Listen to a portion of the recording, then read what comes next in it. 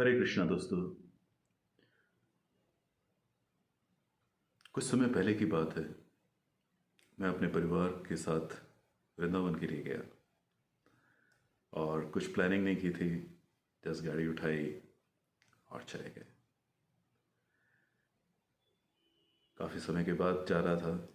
काफ़ी मन में लड्डू फूट रहे थे कि कृष्णा से मिलेंगे, राधा से मिलेंगे। और ये सोचते सोचते कब वृंदावन आ गया मालूम नहीं चला। जीपीएस लगा हुआ था। गाड़ी कृष्ण भाव से ऐसी जगह सीधे पहुंची, बाहर खेतों में से होते हुए,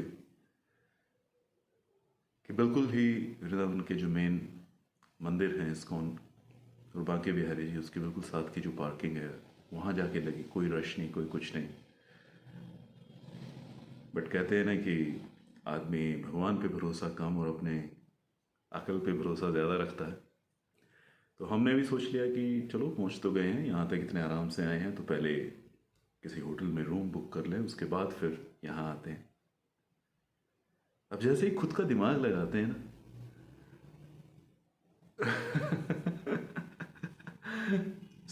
हुआ क्या, वहाँ से जैसे गाड़ी मुड़ी और मेन जो रोड है वृंदावन का उसकी तरफ जाने लगे तो समझ में आया कि कितना रश था वहाँ पर।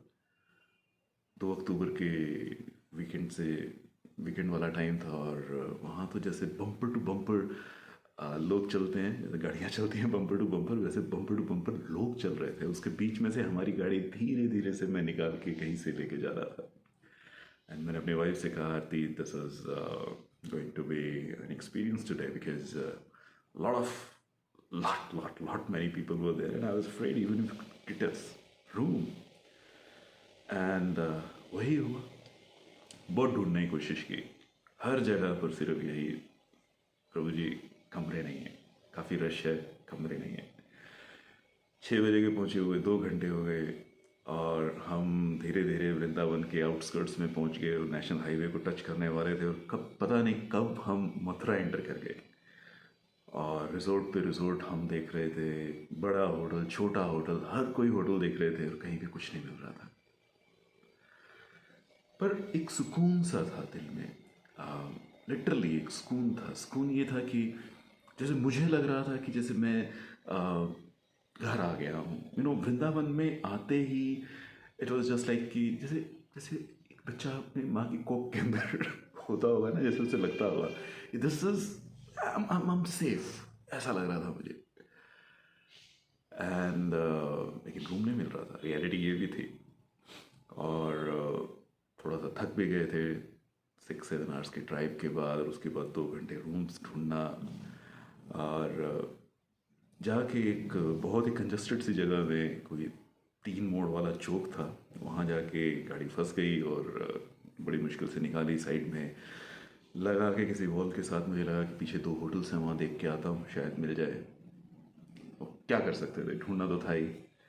एंड करते करते मैं वहाँ उन होटल्स में गया। पहले वाले में गया, उसका भी वही रिस्पॉन्स कि प्रभु जी रूम नहीं है। दूसरे में गया, वहाँ पर भी ये रिस्पॉन्स। तो अभी मैं सोच ही रहा था कि मैं क्या करूँ। पीछे से किसी ने आवाज़ लगाई, भैया जी। पीछे मुड़ के देखा तो एक सांवला सा लड़का खड़ा था, हंस रहा था। मैंने पूछा, हाँ जी। कहता, रूम चाहिए? मैंने कहा, बिल्कुल चाहिए। कहता, हो मेरे साथ, अंदर 300 मीटर गली में जाना पड़ेगा, रूम अच्छा है, एसी लगा हुआ है, 2 कहोगे 2 मिल जाएंगे, 4 बेड वाला कहोगे 4 बेड वाला मिल जाएगा। उससे कैसे मालूम कि हम 4 लोग हैं, मेरी माता, मेरी सासू माता और वाइफ, और मैं 4 थे। और मुझे लगा कि नहीं यार, पता नहीं कौन है, ऐसा ही। बट और क्या ऑप्शन क्या थी मेरे पास, तो मैं उसके पीछे पीछे चल पड़ा। अब जहाँ पर कृष्ण जी प्रकट हुए थे, वो जो जेल है, उस वाली गली से निकल रहे थे। एंड छोटा सा नाला सा था और वो पत्थरों के ऊपर जाता हुआ मेरे पीछे से आया, मेरे यहाँ पे हाथ रखा और कहता, यार एक बात बताओ, तुम लोग ये जब भी कोई छुट्टी होती है, तुम सारे के सारे वृंदावन क्यों पहुँच जाते हो? हमको इतनी प्रॉब्लम होती है, तुमको मालूम है?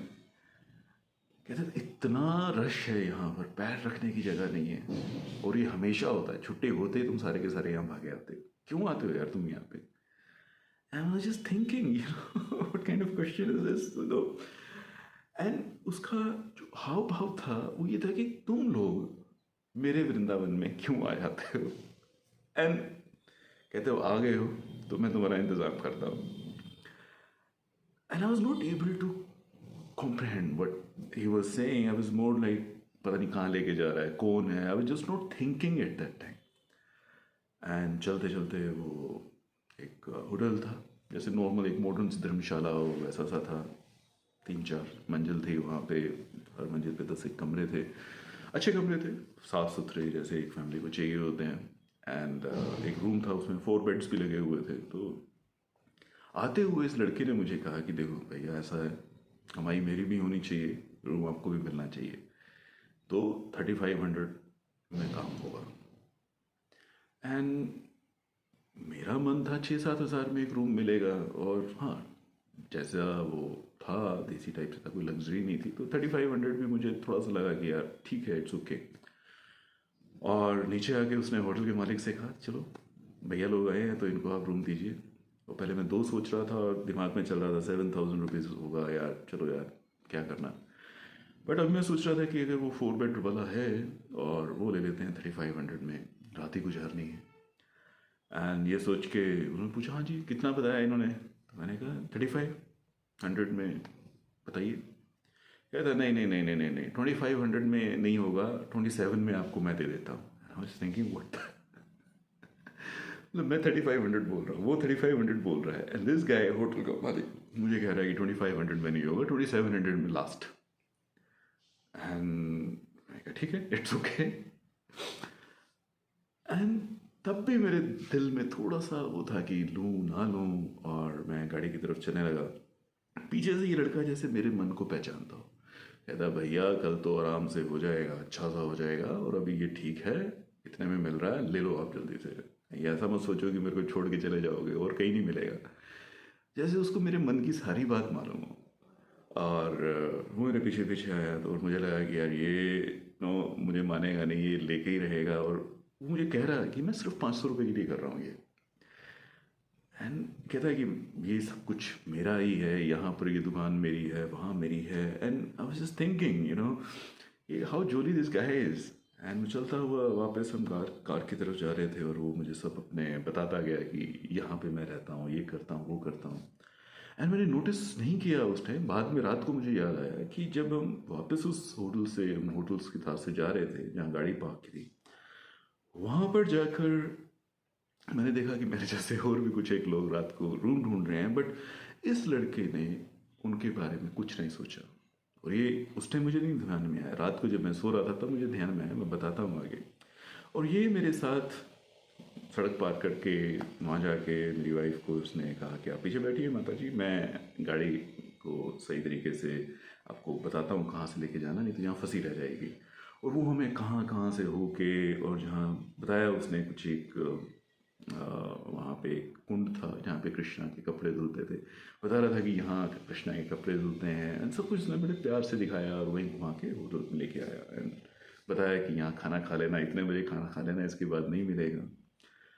और रात को जब finally at 10-10:30 I was at my bed, I was thinking लड़का कौन था वो सांवला सा, कहाँ से आया था, और उसको कैसे पता था, और उसको अगर वो सिर्फ 500 रुपीज़ के पीछे सबकी हेल्प कर रहा था, या वो तो उसने बाकी लोगों का वो क्यों नहीं किया. सोचते सोचते कब नींद आ गई पता नहीं चला. सुबह 4:30 बजे उठने की आदत है, तो सही 3:30 तो उठ के माला वगैरह कर ली. लेकिन खाना वहाँ पे कुछ था नहीं. उन्होंने कहा बाहर जाके देखिए जो कुछ मिल सकता है.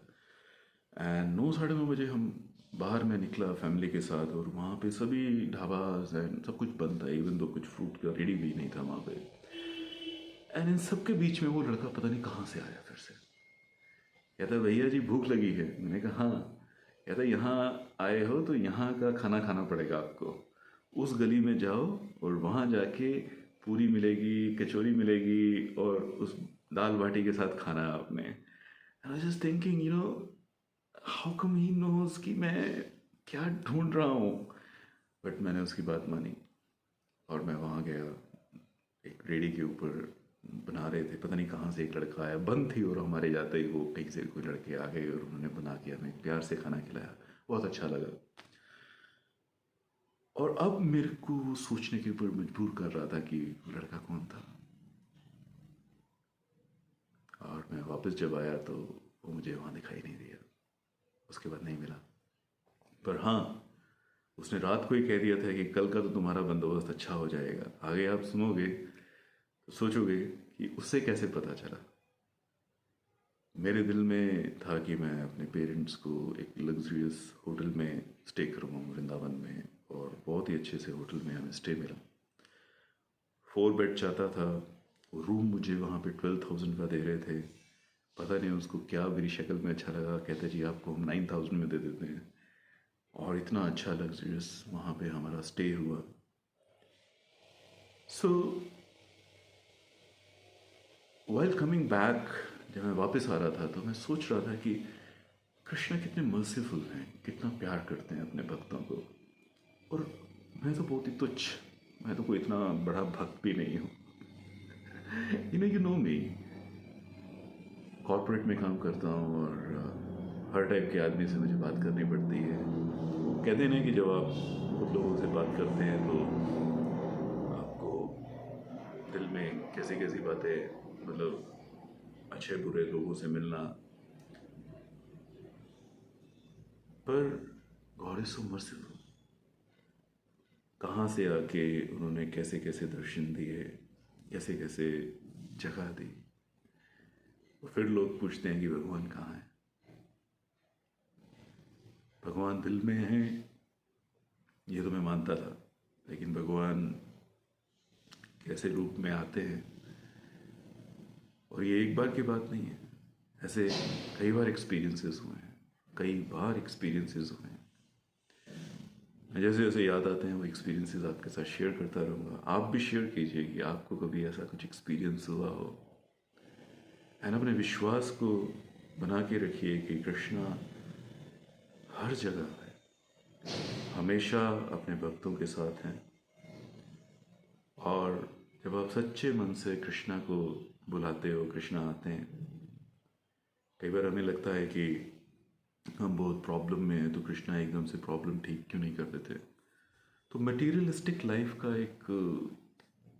एक पाप कह लो या एक रिचुअल है कि जैसे बीज एकदम से पौधा नहीं बनता, बीज को पौधा बनने में जो भी उसका नेचुरल प्रोसेस है उससे टाइम लगता है।